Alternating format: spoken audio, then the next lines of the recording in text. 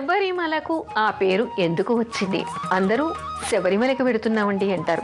కొంతమంది అయ్యప్ప కొండకి వెడుతూ ఉంటామంటారు.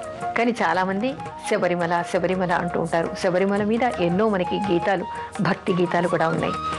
అసలు ఈ అయ్యప్ప స్వామి వెలిసినటువంటి శబరిమలకి ఆ పేరు ఎందుకు వచ్చింది? దాన్ని శబరిమల అని ఎందుకు అంటున్నారు? మలయం అంటే పర్వతం అనేటువంటి అర్థం ఉంది. శబరిమల అంటే శబరి అనేటువంటి పర్వతం అని ఇక్కడ అర్థం. ఇది దానికి ఆ పేరు ఎందుకు వచ్చింది, దాని వెనుక ఉన్నటువంటి కథ ఏమిటి కూడా మనం తెలుసుకోవాలి. మనకందరికీ రామాయణంలో శబరి తెలుసు.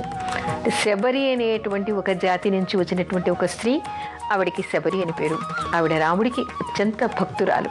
అయితే ఆవిడ గురువు మీద కూడా ఆవిడకి అంతే భక్తి ప్రపత్తులు ఉండేవి. గురూపదేశం తీసుకుని ఒక యోగినిలాగా ఆవిడ తపస్సు చేస్తూ ఎంతో కాలం గడిపింది. కొంతకాలం తర్వాత ఆవిడ గురువు గారు ఆవిడని పిలిచి, ఇక్కడ రాముడు వచ్చే వరకు నువ్వు ఎదురు చూస్తూ ఉండు, నేను తపస్సు చేస్తూ ఉన్నాను, ఆ తర్వాత కొంతకాలానికి ఇక్కడ నేను తనువు చాలిస్తాను, నువ్వు నాతో పాటు రావక్కర్లేదు అంటాడు. ఎప్పుడైతే ఆయన అవతారాన్ని చాలించాలి అని అనుకుంటాడో అప్పుడు శబరి కూడా తను కూడా ఇక్కడ ముక్తి కావాలి, ఈ జీవితం అంతం కావాలి అని కోరుకుంటుంది. నీకు ఇప్పుడప్పుడే కాదు, ఇక్కడికి శ్రీరామచంద్రుడు వస్తాడు, ఆయన అనుజ్ఞ పొందిన తర్వాత, ఆయన దర్శనం అయిన తర్వాత, ఆయనకి కొన్ని సంకేతాలు నువ్వు చెప్పిన తర్వాత నీకు ముక్తి లభిస్తుంది అని చెప్పేసి గురువుగారు చెప్తారు. అయితే ఆ గురువుగారి మాట మీద ఆధారపడి ఆవిడ రామనామాన్ని జపిస్తూ ఎంతో కాలం గడిపింది. ఎప్పుడైతే సీతాన్వేషణ కోసం అని చెప్పేసి శ్రీరామచంద్రుడు లక్ష్మణ సహితంగా అక్కడికి చేరుకుంటాడు. మనకి సినిమాల్లో కనిపిస్తున్నట్టుగాను, బయట కనిపిస్తున్నటువంటి రామాయణంలో లాగాను ఆవిడికి దృష్టి లేనటువంటి గుడ్డిది కాదు, కళ్ళు లేనటువంటిది కాదు. ఆవిడకి దివ్య చక్షుషు ఉంది. ఎక్కడి నుంచో రాముడు వస్తున్నాడని గమనించి వెళ్ళి పూలు చల్లుతూ ఆ పూల బాట మీద ఆయనని నడిపిస్తూ ఆవిడ ఆశ్రమానికి, కుటీరానికి తీసుకెళ్లినటువంటి మహనీయురాలు శబరిగా చెప్తారు. మనకి వాల్మీకి రామాయణంలో ఈ విషయాలని కనిపిస్తాయి. శబరి రాముడికి ఎంగిలి పళ్ళు పెట్టలేదు. భక్తి ప్రపత్తులతో రోజు అరవిచ్చినటువంటి మాగినటువంటి పళ్ళనన్నింటినీ కూడా తెచ్చి ఆయన కోసం, సమర్పణ కోసం ఎదురు చూస్తూ ఉండేది. మంచి పళ్ళని ఇచ్చింది. రాముడికి తన గురించి చెప్పుకుంది. తన గురువు గారి ఆజ్ఞను కూడా చెప్పుకుంది. రామదర్శనం చేసుకుంది. రాముడు అక్కడికి వచ్చిన తర్వాత, రాముడు అక్కడికి ఎందుకు వచ్చాడు? సీతాన్వేషణ కోసం బయలుదేరి వస్తూ వస్తూ శబరి ఆశ్రమానికి వచ్చాడు. వచ్చిన తర్వాత హనుమంతుడు ఎక్కడ ఉంటాడు, ఏ కొండ మీద ఉంటాడు, ఎక్కడికి వెళ్ళాలి, సుగ్రీవుడి జాడ ఎక్కడ, సుగ్రీవుడు ఎక్కడ ఉంటాడు అనేటువంటి విషయాలన్నీ కూడా శ్రీరామచంద్రుడు శబరి ద్వారా తెలుసుకున్నాడు. తెలుసుకున్న తర్వాత ఆవిడ ఆయనని తీసుకెళ్ళి తన గురువు గారి ఆశ్రమం కూడా చూపించింది. చూపించిన తర్వాత, రామచంద్ర, ఇక నీ కోసమే, ఇంతకాలం నీ దర్శనం కోసమే నేను ఎదురు చూస్తూ ఉన్నాను, ఇక నాకు ముక్తిని ప్రసాదించు అని రామచంద్రుడిని వేడుకుంది. అప్పుడు తథాస్తుని రాముడు ఆవిడికి ముక్తిని ప్రసాదించాడు. ఆ తర్వాత శబరి అక్కడి నుంచి ఒక నదిగా ప్రవహించి వెళ్ళిపోయింది అని చెప్తారు. ఆవిడ ఏ పీఠం మీద, ఎక్కడ, ఏ ఆశ్రమంలో కూర్చుని ఆవిడ అంతకాలం తపస్సు చేసిందో ఆ పీఠమే, ఆ కొండనే శబరిమలగా మారింది. అంటే దానికి శబరి అనేటువంటి పేరు వచ్చింది. ఆ కొండ మీదనే అయ్యప్ప స్వామి తన నెలవు ఏర్పరచుకున్నాడు. అక్కడ ఆయన స్థిర నివాసం ఏర్పరచుకుని భక్తులందరినీ కూడా ఆశీర్వదిస్తూ ఉన్నాడు. మనకి ధర్మశాస్త్రంలో, కర్మ విపాకంలో ఏం చెప్తారంటే, ఎవరైనా సరే ఎలాంటి పాపమైనా చేస్తే, శరీరంలోని ఏ అవయవంతో చేస్తే దాన్ని మరుజన్మలో వాళ్ళు కోల్పోతారనమాట, లేదా దానికి ఇబ్బందులు, రోగాలు వస్తాయి. అయితే ఇక్కడేమిటి, శబరిమలకి ఎవరు కాలి నడకన వెడతారో వాళ్ళందరికీ పూర్వజన్మలో నడిచి వెళ్ళి పాపాలు చేసినటువంటివి, కాళ్లతో చేసినటువంటి దోషాలన్నీ పరిహారం అయిపోతాయి. ఒకసారి కాలి నడకన ఆ కొండ ఎక్కితే వాళ్ళు పవిత్రులైపోతారు. వాళ్ళకు ఉన్నటువంటి పూర్వజన్మవి, ఈ జన్మవి ఉన్నటువంటి దోషాలన్నీ పోతాయి. అంటే అత్యంత విశిష్టమైనటువంటిది, మహిమాన్వితమైనటువంటిది శబరిమలగా చెప్తారు. అందుకని ఎవరు నడిచి అక్కడికి వెళ్ళినా కూడా వాళ్ళకు ఉన్నటువంటి దోషాలన్నీ పరిహారం అవుతాయి.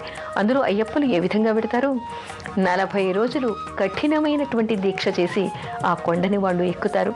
ఒక్కసారి ఆ కొండ ఎక్కారు అంటే ఇక వాళ్ళ పాపాలన్నీ పటాపంచలైపోయాయని చెప్పేసి మనసా వాచ కర్మణ నమ్మాలి.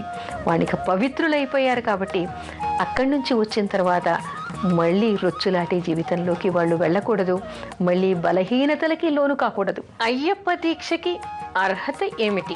అయ్యప్ప దీక్ష చెయ్యాలని చాలామంది అనుకుంటారు.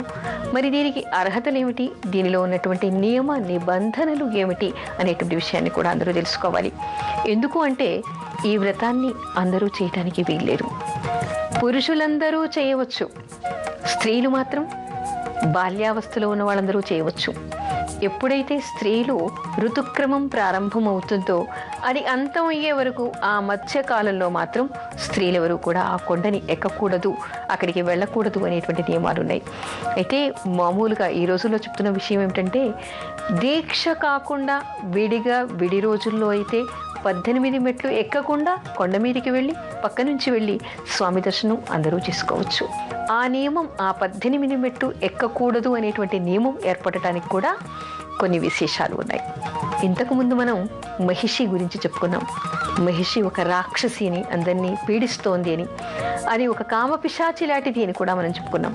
ఆ మహిషిని నించటానికి హరిహర పుత్రుడైనటువంటి అయ్యప్ప స్వామి ఎప్పుడు అక్కడికి వచ్చాడో అతని దివ్య మంగళ స్వరూపాన్ని చూసి ఆవిడ నన్ను పెళ్లి చేసుకో అని అడిగిందిట. నిన్ను నేను పెళ్లి చేసుకోకూడదు, నేను బ్రహ్మచారిని అన్నట్ట.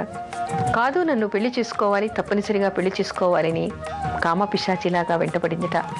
ఇప్పుడు కాదు, నేను ఈ కొండ మీద శబరిమల మీద నిలుస్తాను, ఇక్కడికి ఏ సంవత్సరం కన్యాస్వాములు రాకుండా ఉంటారో ఆ సంవత్సరం చేసుకుంటాను అని చెప్పేట.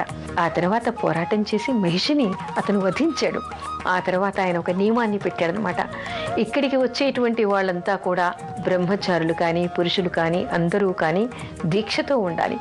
ఈ దీక్షతో ఉన్నప్పుడు మనసు చంచలం కాకూడదు, స్త్రీలపైన వ్యామోహం వీళ్ళకి రాకూడదు.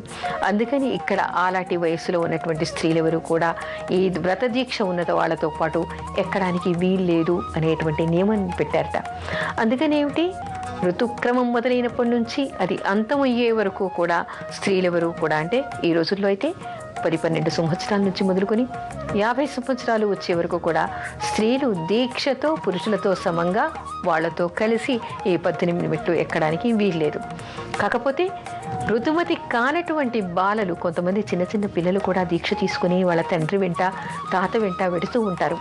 అలాంటి పిల్లలు వెళ్ళొచ్చు. మగవాళ్ళైతే అన్ని వయసుల వాళ్ళు వెళ్ళవచ్చు. ఇక్కడ కుల మత వర్గ భేదాలు ఏవీ లేవు, అందరూ ఈ దీక్షను తీసుకోవచ్చు. స్త్రీలు కూడా వాళ్ళకి ఉన్నటువంటి ఋతుక్రమం ఆగిపోయిన తర్వాత వాళ్ళకి ఏమైనా మొక్కుబడులు కష్టాలు ఉంటే వాళ్ళు కూడా హాయిగా దీక్ష తీసుకోవచ్చు. దీక్ష తీసుకున్న వాళ్ళకి ఏమిటంటే నియమం, ఇరుముడి తల మీద పెట్టుకుని తప్పనిసరిగా ఆ 18 మెట్లు కూడా వాళ్ళు ఎక్కాలి. అందుకని ఎవరు అయ్యప్ప కొండకి వెడతారో వాళ్ళు దీక్షలో వెళ్ళాలి. ఈ దీక్షలో వెళ్ళేటువంటి వాళ్ళందరూ కూడా నియమాన్ని పాటించాలి. స్త్రీలకు తప్ప అన్ని జాతుల వాళ్ళకి, అన్ని మతాల వాళ్ళకి, అన్ని వర్గాల వాళ్ళకి, అన్ని వయసుల వాళ్ళకి కూడా ఇక్కడ ఈ దీక్ష తీసుకోవడానికి అర్హత ఉంది అని చెప్పేసి మనకి అయ్యప్ప స్వామి దీక్షలో ఉండేటువంటి నియమ నిబంధనల వల్ల తెలుస్తోంది.